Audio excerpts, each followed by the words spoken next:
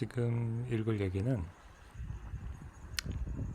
신부님 우리들의 신부님이라는 책입니다. 이거는 되게 오래된 책인데요. 제가 중학교 때부터 읽었던 책인데 책이 뚜렷이 변했습니다. 그래서 되게 오래된 책이다. 근데 되게 아끼는 책이다. 그 중에서 첫 번째 얘기 읽어보겠습니다. 제목은 하나님마저 겁을 집어 먹으셨던 이야기입니다. 자, 이 배경은 이탈리아예요. 이탈리아고, 그리고 이 마을은 되게 촌구석이고, 그 옆에는 조그마한 강이 흐릅니다. 강 이름은 뽀강입니다. 자, 읽을게요. 우리 고향은 보스카치오다. 나는 그곳에서 아버지와 어머니 그리고 동생 11명과 함께 살았다. 그곳은 얼마나 깊숙한 곳에 들어앉았던지 사람들은 모두 두메라고 불렀다. 나는 큰아들이었다. 내가 막 12살이 됐을 때 막내동이 치꼬는 이제 2살이 됐다. 우리 어머니는 아침마다 빵 한 덩어리와 사과나 밤을 넣은 도시락 주머니를 우리들에게 주셨다. 아버지는 우리를 마당에 한 줄로 나란히 세우고 하나님 아버지께 커다란 소리로 기도를 올리도록 했다. 그리고 나서 우리들은 하나님과 함께 밭에 나갔다가 해가 지면 하나님과 함께 집으로 돌아왔다. 우리 밭은 끝도 없이 넓었다. 온종일 달려도 끝에 닿을 수 없을 만큼 넓었다. 아버지는 우리가 막 새싹이 돋아나는 밀밭을 온통 밟아서 뭉개거나 포도줄기를 밟아서 분질러도 한마디 나무라지 않았다. 근데 우리는 아직 성이 덜 차서 우리 밭이 아닌 다른 곳에 가서도 소동을 일으켰다. 이제 막 2살배기가 된 그 막내동이 치꼬. 걔 그 치꼬의 조그마한 입술은 장미처럼 빨갛고 커다란 눈은 속눈썹이 길게 드리웠고 앞머리는 천사 머리처럼 곱게 늘어져 있는 그 치코도 지 눈앞에 보이는 거위를 한 마리도 그대로 놓아두는 법이 없었다. 그래서 아침마다 우리가 집을 나서면 동네 아줌마들이 죽은 거위와 닭과 병아리로 가득 찬 광주리를 들고 와서 우리 집 앞마당에 쭉 줄을 섰다. 어머니는 그때마다 죽은 것들을 산 것들로 바꾸어 주셨다. 우리 집에는 밭을 온통 들쑤셔 넣는 수천 마리의 닭과 거위가 있었는데 먹는 건 이처럼 꼭 남의 집 닭과 거위였다. 우리 어머니는 머리를 흔들면서 끊임없이 죽은 거위들을 산 거위로 바꾸어 주셨다. 이럴 때면 아버지는 노상 이맛살을 찌푸리고 긴 코미수염을 위로 꼬아 올리면서 코를 벌렁벌렁거렸다. 화가 잔뜩 났지만 도대체 말썽꾸러기 12놈 가운데 어떤 녀석의 짓인지 알 턱이 없었다. 어떤 사람이 막내동이 치꼬가 한 짓이라고 말할라 치면 아버지는 그 사람이 3번이고 4번이고 똑같은 이야기를 되풀이하도록 꼬치꼬치 깨물었다. 걔가 어떻게 돌을 던졌냐, 돌이 크더냐, 단번에 거위를 맞춰서 죽이더냐, 뭐 그런 물음이었다. 이런 일도 있었다. 나는 10명이구나. 10명의 동생과 함께 덤불 뒤에 숨어 있었다. 이때 막내 치꼬가 밭을 어기적거리며 걷고 있는 거위를 뒤쫓아갔다. 나는 20발쯤 떨어진 곳에 커다란 느릅나무 그늘에 아버지가 곤방대를 물고 서 계시는 걸 봤다. 그런 줄도 모르는 치꼬는 거위를 해치워 버렸다.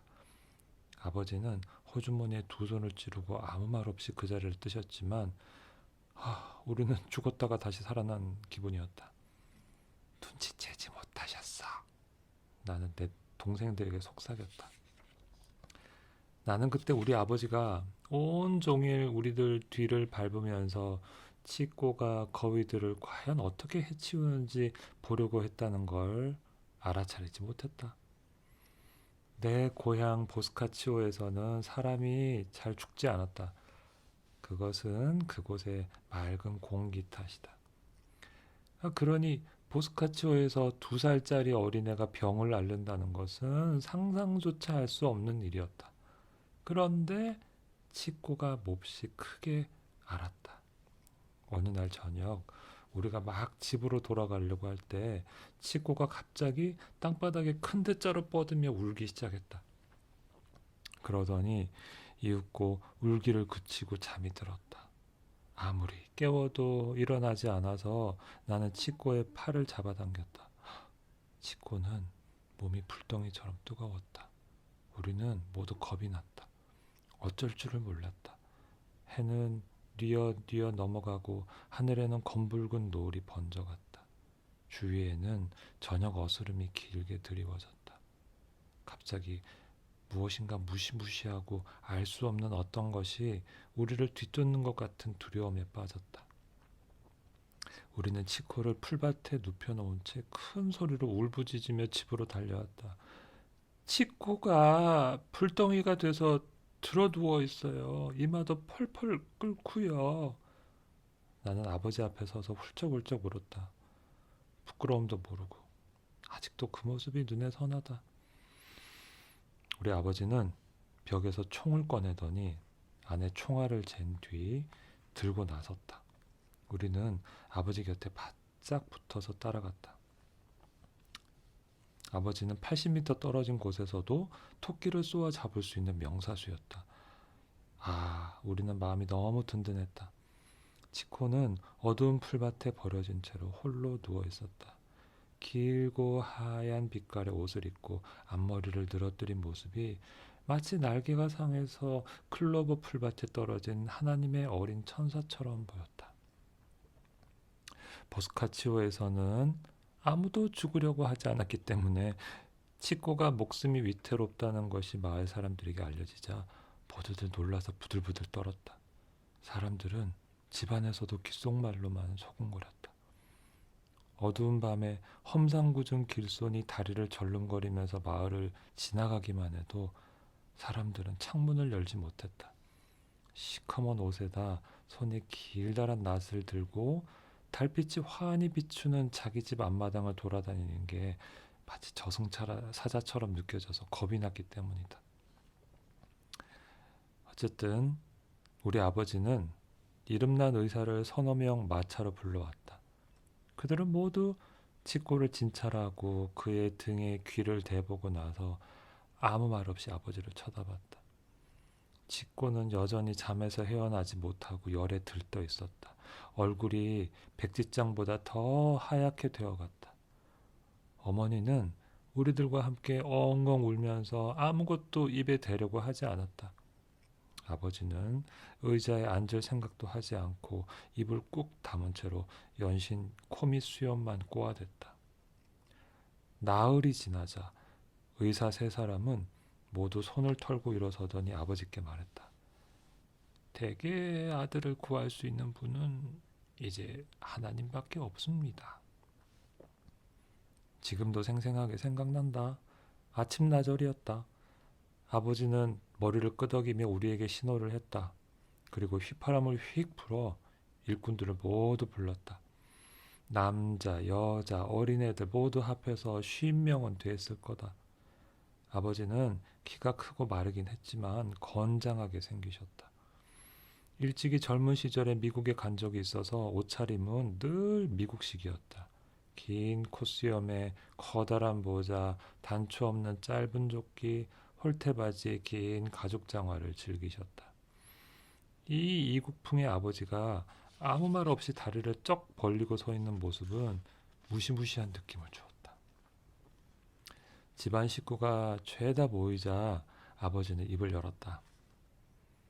치코를 살려줄 분은 아버지 하나님밖에 없단다. 모두 무릎을 꿇어 치코를 살려달라고 하나님께 빌어야겠다. 모두 무릎을 꿇었다. 큰 소리로 하나님께 기도하기 시작했다.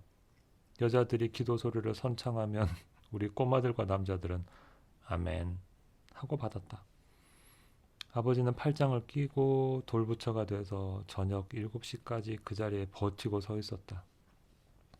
모두들 아버지가 겁이 나기도 하고 또 한편으로는 치꼬를 너무 좋아했기 때문에 열심히 기도했다. 7시쯤 돼서 해가 지평선으로 기울었을 때 어떤 여자가 안에서 아버지를 데리러 나왔다. 나도 아버지를 따라 들어갔다. 의사 3사람은 헬스칸 얼굴로 치꼬의 침대가에 둘러앉아 있었다. 점점 나빠지는데요. 오늘 밤을 넘기기 어렵겠습니다. 아버지는 한마디도 하지 않았다. 그러나 나는 아버지의 손이 내 손을 꼭 쥐는 것을 느낄 수 있었다. 우리는 밖으로 나갔다. 아버지는 총을 낚아들고 척덕 하고 총알을 재더니 어깨에 둘러맸다. 그리고 커다란 꾸러미를 들어서 나한테 건네주었다. 가자, 아버지가 말했다. 우리는 들판을 가로질러 걸었다. 해는 이미 멀리 보이는 숲속으로 사라진 뒤였다. 우리는 어느 정원의 담장을 뛰어넘어 문을 두들겼다. 신부는 집에 혼자 있었다. 그는 호롱불 옆에서 막 저녁을 들고 있는 참이었다. 아버지는 모자도 벗지 않고 방으로 들어갔다. 신부님, 치코가 병이 들었습니다. 하나님만 그 애를 구할 수 있다고 해서 우리 가족 60명은 12시간 동안이나 계속 하나님께 기도를 올렸어요. 근데 치코가 계속 나빠져 갑니다. 오늘 밤을 넘기지 못한답니다. 신부는 눈을 동그랗게 뜨고 아버지를 쳐다봤다. 그러니까 신부님, 일이 어느 지경에 이르렀는지 하나님께 좀 잘 좀 말씀드려 주시오. 만일에 치코가 다시 회복되지 못하면 모든 걸 하나도 남김없이 깡그리 공중으로 날려버리겠소. 그걸 하나님께 말씀드려 주시오. 자, 이 보자기 안에는 다이너마이트가 5kg가 들어있어. 성당에 돌 하나도 제자리에 붙어있지 못할 거요. 자, 갑시다. 신부는 한마디도 말을 못했다. 엄숙한 표정으로 성당에 들어갔다. 아버지가 그 뒤를 따랐다. 신부는 제단 앞에 무릎을 꿇고 두 손을 모았다. 아버지는 총을 손에 든 채 성당 가운데에 다리를 쫙 벌리고 섰다. 바위덩어리 같았다. 제단 위에 타고 있는 촛불 하나를 빼고는 모두가 어둠에 잠겨 있었다. 자정이 됐다. 아버지는 나에게 말했다. 가서 치코가 어떻게 됐는지 보고 와라. 나는 나는 듯이 들판을 가로질러 집으로 달렸다. 숨이 턱에 닿았다. 그리고서 다시 아까보다 더 빨리 성당으로 내달려갔다. 아버지는 여전히 다리를 쫙 벌리고 손에 총을 든 채로 서 있었다. 신부는 제단 계단 위에 무릎을 꿇은 채로 쉬지 않고 기도를 올리고 있었다. 아버지, 치코가 나아가고 있대요. 의사 선생님이 그러시는데 이제 목숨 걱정 없대요. 기적이래요. 모두들 울고 웃고 기뻐하고 있어요. 신부가 일어섰다. 온몸에 땀이 흐르고 얼굴은 헬쓱해져 있었다. 그거 잘 됐네. 아버지는 무뚝뚝하게 입을 뗐다. 그리고 신부가 입을 벌리고 멍하게 바라보고 있는 사이에 호주머니에서 1,000리라짜리 지전 한 장을 꺼내 연보함 속에 던졌다. 난 공짜로 일을 시키는 사람은 아닙니다. 편히 주무십시오. 우리 아버지는 한 번도 이 이야기를 떠벌린 적은 없다. 근데 보스카치오에는 아직까지도 그때 하나님마저 겁을 먹었다고 떠벌이는 무엄한 사람들이 꽤 있다. 여기까지입니다. 다음에는 다른 이야기로 자연스럽게 더 잘 읽어드릴게요.